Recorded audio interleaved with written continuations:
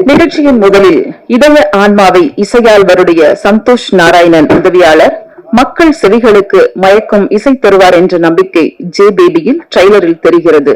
இசை அறிமுகம் என்பது இப்போது பெருமிதம். படத்தின் இசையமைப்பாளர் டோனி பிரிட்டோ அவர்களை சில வார்த்தைகள் பேச அழைக்கிறோம்.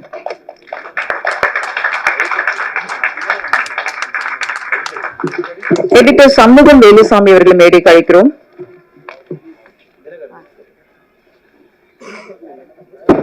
எல்லாருக்கும் வணக்கம். விழாவுக்கு எங்களோட அழைப்பை ஏற்று வந்திருக்க எல்லா present media people, friends, family எல்லாருக்கும் தேங்க்ஸ். எல்லாம் பார்த்துருப்பீங்க ட்ரெய்லர் அண்ட் சீன். ஸோ அதுதான் படமே. படத்தில் நிறைய ஒரு ஹாப்பி இருக்கும், நிறைய ஃபன் இருக்கும், நிறைய சிரிச்சுட்டே இருக்கலாம். அந்த சீன் தான் படமே ஆக்சுவலா. இது ஒரிஜினல் ஸ்டோரினால படிக்கும்போது எனக்குமே என்னோட அம்மா ரீசெண்டாக தவறினாங்க. ஸோ அதோட நினைவுகள்லாம் ரொம்ப டிஸ்டர்ப் பண்ணுச்சு.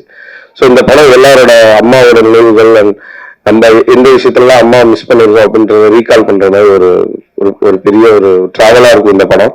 இந்த படத்துல மியூசிக் சைட்ல ஒர்க் பண்ண எல்லாருமே பெரிய பெரிய ஆர்டிஸ்ட். லிரிசிஸ்ட் பொறுத்த வரைக்கும் legend Kabilan sir, Umadevi ma'am, Vivek sir and Roshan Jamrock எல்லாருமே படத்துக்காக வந்து கதையை கேட்டு ரொம்ப அவங்களோட மதரோட கனெக்ட் பண்ணி எல்லா லிரிக்ஸ் எழுதினாங்க. பாடின ஸ்வேதா மோகன் ma'am and Pradeep Kumar sir and எல்லாருமே லெஜண்ட் சித்ரா அம்மா, அவங்க எல்லாருமே அவங்களோட ஒரு பாட்டை அடுத்து ரிலீஸ் ஆக போதா சர்ப்ரைஸா ரிலீஸ் பண்றாங்க.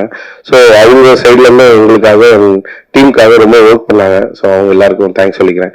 அண்ட் ஆர்கெஸ்ட்ரல், இந்த படத்தோட பேக்ரவுண்ட் ஸ்கோர் பார்த்தீங்கன்னா ஃபுல்லா ஒரு ஆர்கெஸ்ட்ரல் தீமா தான் ரெக்கார்ட் பண்ணியிருக்கோம்.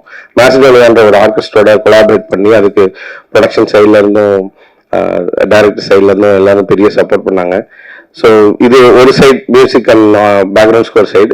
அனதர் சைடு வந்து இந்த படம் கதை கேட்கறதுக்காக முதல்ல நான் ரஞ்சித் சார்ட்ட போய் ஆப்பர்ச்சுனிட்டி கேட்டேன். இந்த மாதிரி 2019 லேட்ல போய் கேட்டேன். நான் இந்த மாதிரி படம் எதுவுமே இல்லை, எனக்கு ஒரு வாய்ப்பு கொடுங்க அப்படின்னும் போது நான் ஒரு 2-3 டைரக்டர்ஸ் நம்பர் தரேன், நீ போய் அவங்கள கன்வின்ஸ் பண்ணு, அவங்க உன்னோட ஒர்க் பார்த்து ஒர்க் பண்ணாதான் அது ரொம்ப ஹெல்த்தியா இருக்கும் அப்படின்னு சொன்னாரு. நான் சுரேஷ் அந்த மாதிரி இன்னும் 2-3 டைரக்டர்ஸை போய் மீட் பண்ணேன். அண்ட் சுரேஷ் எல்லாம் ஃபர்ஸ்ட் டைமா இந்த படத்துக்காக நான் மீட் பண்றேன். அதுக்கு முன்னாடி அவர் பேரை கேள்விப்பட்டதில்லை. அவர் இங்க நீலம்ல என்னென்ன படங்கள் ஒர்க் பண்ணாருன்னு எனக்கு தெரியாது. பட் என்னோட இன்வைட்டை ஏத்துக்கிட்டு அவர் என் கூட டிராவல் பண்ணாரு. பிஃபோர் மூவி சைன் பண்றதுக்கு முன்னாடி அவங்க ப்ரொடக்ஷன் சைட்ல இருந்து சரி, இன்னொரு ப்ரொடக்ஷன் தான் ஃபர்ஸ்ட் பண்ணாங்க. அவங்க சைட்ல இருந்து பெரிய கம்போசர்ஸ் எல்லாம் ஆஃபர் பண்ணாங்க. அந்த நம்பர்ஸ்லாம் அவர் வேண்டாம், நம்மள்கிட்ட கூட டிராவல் பண்றேன் அப்படின்னு என்ன ரொம்ப பெருந்தன்மையா ஏத்துக்கிட்டாரு. நான் இந்த படம் சைன் பண்ணும் போது நான் ரொம்ப லைஃப்ல அவ்வளவுதான், இதுக்கப்புறமேட்டு படங்கள் வருமான்ற ஸ்டேஜ்ல இருக்கும் போது தான் இந்த நம்ம ஜேபிபி அம்மாவோட படம் சைன் பண்ணேன். கதை படிக்கும் போது இது ரொம்ப ஒரு மியூசிக்கல் ஸ்டோரி, இதை ரொம்ப நல்லா ட்ரீட் பண்ணோம். என்ன ஆனாலும் சாக்ரிஃபைஸ் டைரக்டர் ஆனாலும் சரி, ப்ரொடக்ஷன் ஆனாலும் நம்ம அதை ஓகே பண்ணாம அதை வெளியில ரிலீஸ் பண்ணக்கூடாதுன்னு ரொம்ப அதுல ரொம்ப டிசிப்ளினாகவும் ரொம்ப சின்சியராகவும் இருந்திருக்கேன். ரஞ்சித்தனாவை பத்தி நிறைய பேசணும். அவரு அண்ணன் வந்து இந்த படத்துக்கு வாய்ப்பு கொடுக்கும் போது எனக்கு ரொம்ப எமோஷனலான ஸ்டேஜ். அது நான் எப்படி சொல்றதுன்னு தெரியல.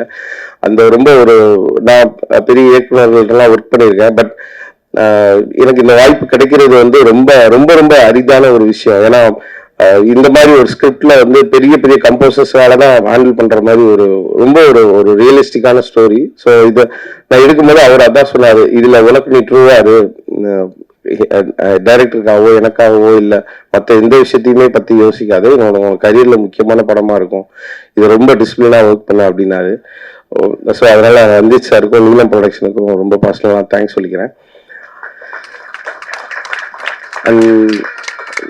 அண்ட் நான் என்னோட லைஃப்ல நிறைய ஹீரோஸ் அண்ட் அம்மா எல்லாருமே பார்த்து வந்திருக்கேன். எனக்கு இந்த மொமெண்ட்ல சரி, இந்த படம் பேச போற மொமெண்ட்லயும் எனக்கு நான் பெரிய தேங்க்ஃபுல்லா இருக்க போற ஒரு பர்சன் வந்து சுரேஷ் அண்ணா. நான் மேடைக்காக சொல்லல, நான் என்னை சுத்தி இருக்க ஃப்ரெண்ட்ஸுக்கு தெரியும் இந்த படம் நான் சைன் பண்ணும் போது எந்த ஒரு எமோஷனல் மொமெண்ட்ல இருந்தேன் அப்படின்னு. ஸோ சுரேஷ் அண்ணா வந்து எல்லாருக்காகவும் விட்டு கொடுக்காம எனக்காக நின்னாரு. நான் என் மேல வச்ச நம்பிக்கையை விட அவர் என் மேல ரொம்ப நிறைய நம்பிக்கை வச்சாரு. நான்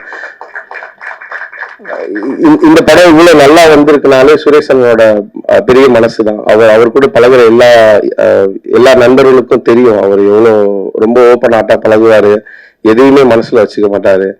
எது பிடிக்கலன்னா கூட அவங்கள்ட்ட அதை காட்டிக்கவே மாட்டார். நான் இந்த ஒரு 2-3 இயர்ஸ்ல டிராவல் பண்ணும்போது அதான் கத்துக்கிட்டேன். நம்ம ஒருத்தவங்களுக்கு பிடிக்கணும்னா கூட அதை அவாய்ட் பண்ணிட்டு அவங்கள்ட்ட எவ்வளவு பாசிட்டிவான விஷயங்களை வந்து கத்துக்க முடியும் அப்படின்றத அவர் எனக்கு ரொம்ப அழகா இந்த படத்துல சொல்லியிருக்காரு.